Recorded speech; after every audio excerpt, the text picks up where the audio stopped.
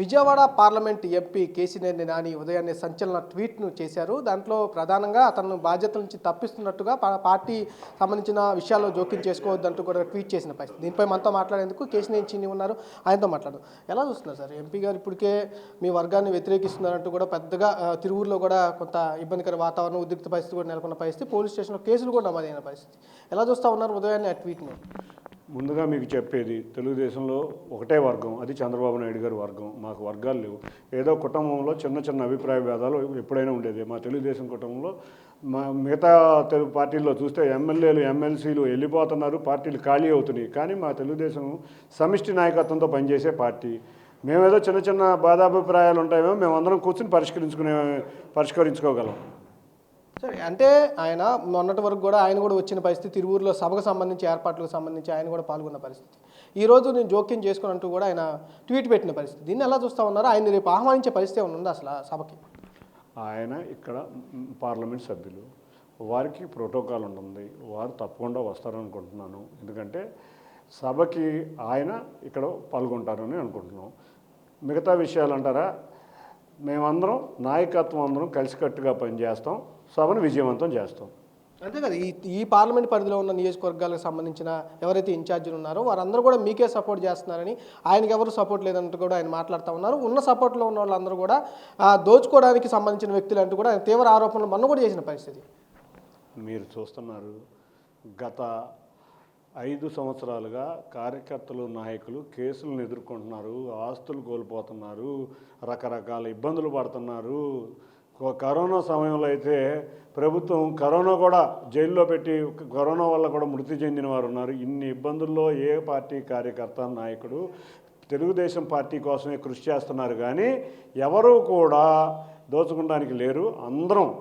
అందరం కూడా నిర్విరామం మన పార్టీ గెలుపు చంద్రబాబు నాయుడు గారిని ముఖ్యమంత్రిని చేసుకోవాలి. అందుకు ముందుగా నేను చెప్పబోయేది ఏంటంటే, రాష్ట్ర ప్రజలందరికీ చంద్రబాబు నాయుడు గారు ముఖ్యమంత్రి అవటం ఆయనకు అవసరం లేదు. ఆయన ఉమ్మడి రాష్ట్రంలోనే ముఖ్యమంత్రి. కానీ మన బిడ్డల భవిష్యత్తు కోసం చంద్రబాబు నాయుడు గారు ముఖ్యమంత్రి అవ్వాలి. అటువంటి వారిని ఎన్నుకోవాలని చెప్పి ప్రజల చెంత ఎన్నో సేవా కార్యక్రమాలు చేస్తారు. మీరు చూస్తే అన్ని నియోజకవర్గాల్లోనూ అన్నా క్యాంటీన్లు నడుపుతున్నారు మా నాయకులు. అంతేకాకుండా ఎన్నో సేవా కార్యక్రమాలు, మెడికల్ క్యాంపులు నడుపుతున్నారు. నిరంతరం అధికారంలో ఉన్న, ప్రతిపక్షంలో ఉన్న మా నాయకులు కానీ, కార్యకర్తలు కానీ, తెలుగుదేశం పార్టీ కానీ ప్రజల చెంతనే. మేము ప్రతిపక్షంలో ఉన్నాం కదా అని ఎక్కడ కూర్చోం. మీరు చూస్తే ఇవాళ అత్యంత ధనిక ముఖ్యమంత్రి ఉన్నాడు. ఒక్క రూపాయి కూడా తను ఏ సేవా కార్యక్రమాల్లోనూ ఖర్చు పెట్టిన విషయం తెలియదు. మా నాయకులను చూస్తే మీరు నందమూరి ఫ్యామిలీ కానీ, నారా ఫ్యామిలీ కానీ ఎన్నో ట్రస్టులు నడుపుతున్నారు, బసవతారకం క్యాన్సర్ హాస్పిటల్ నడుపుతున్నారు, ఎన్నో స్కూల్స్ నడుపుతున్నారు. ఎప్పుడూ పబ్లిసిటీ చేసుకోం. ఎన్నో సేవా కార్యక్రమంలో ఉండి నిరంతరం పేదవారి చెంతనే ఉంది. ఇవాళ అత్యంత ధనికుడైన దేశంలోనే అత్యంత ధనికుడైన ముఖ్యమంత్రి ఒక సేవా కార్యక్రమం కాదు కదా, ఒక చాక్లెట్ కూడా ఏ కార్యకర్తకు కాదు కదా ప్రజలకు ఇచ్చిన పాపాను పోలా ప్రజా సొమ్ముని దోచుకుంటా ప్రజల డబ్బుకి నేనేదో సంక్షేమం చేస్తున్నాను అంటున్నాడు. ప్రజల ఏ ప్రభుత్వం వచ్చినా సంక్షేమం చేపట్టాల్సిందే. నువ్వు చేసింది ఏం కొత్తది కాదు. నీ జేబులోంచి ₹1 అన్న వాడని నేను ముఖ్యమంత్రిని కోరుకుంటున్నాను. అంటే ఆయన ఇక్కడ ఎవరైతే ఉన్నారో కేశినేని చిన్ని బాధ్యతలు ఏమీ లేవు, కానీ వచ్చి ఇక్కడ అజమాయిషీ చేస్తున్నారంటూ కూడా నన్ను ఆయన వ్యాఖ్యానించిన పరిస్థితి మొన్న తిరువూరులో జరిగిన ఘటనపైన. ఈరోజు ఆయన ఆ బాధ్యతల నుంచి కలగజేసుకోవద్దు, పార్టీకి సంబంధించిన అంశాలు పార్లమెంట్ పరిధిలో కూడా కలగజేసుకోవద్దు అంటూ కూడా ఆయన ఇవాళ ట్వీట్ సారాంశంగా పేర్కొనడం పరిస్థితి. ఎలా చూస్తున్నారు దాన్ని? పార్టీ ఎవరిని కలగజేసుకోవద్దు అని చెప్పదు. పార్టీ అందరినీ సమిష్టిగా తీసుకెళ్ళమనే చెప్తుంది. మరి ఆ ట్వీట్ అంశం ఏమైనా ఉంటే నానిగారితో మాట్లాడితే బాగుంటుంది. నేనైతే మాత్రం పార్టీ చెప్పిందని నేను అనుకోవట్లేదు. మేమందరం సమిష్టిగానే చేస్తాము. మళ్ళీ అందరం కలిసి కూర్చుని చక్కగా సభను విజయవంతం చేస్తాము. అంతేకాకుండా మా పక్కన చిన్న చిన్న విభేదాలను మీరు భూతద్దంలో చూపించొద్దు. పక్క పార్టీలే ఖాళీ అయిపోతున్నాయి, ఎమ్మెల్యేలు ఎమ్మెల్సీలే ఖాళీ అయిపోతున్నారు. ఈ సమస్య మేము కూర్చుని ఆల్రెడీ సమస్యను పరిష్కరించుకున్నాం.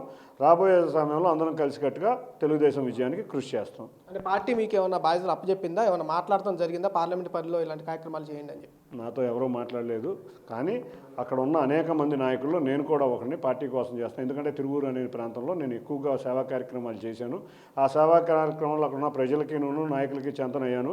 నేనే ఉడతాభక్తిగా ఉంటుంది చంద్రబాబు నాయుడు గారి సభకు నేను కూడా వెళ్తే బాగుంటుందని చెప్పి నేను వెళ్ళాను. అక్కడ నాకు ఒక బాధ్యత అప్పచెప్పారు, దాన్ని నేను నిర్వర్తిస్తున్నాను. అంటే ఎలా ఉండబోతుంది సభ? రేపు తిరువూరు సభ ఎలా ఉండబోతుంది? ఎలాంటి ఏర్పాట్లు చేస్తాను?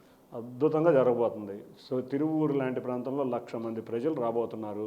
చంద్రబాబు నాయుడు గారు అరెస్ట్ అయినాక ఆయన ఆరోగ్యం ఎట్లా ఉందో ఆయన్ని చూడాలని ప్రజలు తహతహలాడుతున్నారు. మా పార్టీ కార్యకర్తలు కూడా ఉత్సాహంగా చంద్రబాబు నాయుడు గారు సభ జరగాలని కోరుకుంటున్నారు. మా నాయకులందరూ కష్టపడి పనిచేస్తున్నారు. మీరు ఎల్లుండ ఒక అద్భుతం తిరువూరులో చూడబోతున్నారు. సార్ ఫైనల్గా సార్ ఈ పార్లమెంట్కి సంబంధించి ఎవరికి ఇన్ఛార్జ్ ఇచ్చినా సీట్ ఇచ్చినా పనిచేస్తారా, మీకే ఇవ్వాలని ఏమన్నా? తప్పకుండా ముందు నుంచి నేను చెప్పేది అదే. ఎవరికి సీట్ ఇచ్చినా అందరం, నేనే కాదు మేమందరం కలిసికట్టుగా కృషి చేసి ఆ అభ్యర్థిని విజయం 175 నియోజకవర్గాల్లో 165 నియోజకవర్గాల పైగా తెలుగుదేశం జనసేన కార్యకర్తలు గెలిపించుకోవడమే మా అందరి ముందు ఉన్న ముఖ్య ధ్యేయం.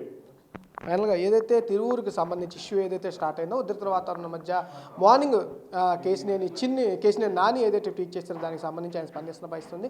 ఎక్కడా కూడా పొరపచ్చాలు లేవు మా మధ్య అంటూ కూడా ఆయన చూస్తున్న పరిస్థితి కనిపిస్తూ ఉంది. అంతేకాకుండా తిరువూరు సభను 1,00,000 మందికి పైగా జనాభా కూడా హాజరవబోతామన్నారు.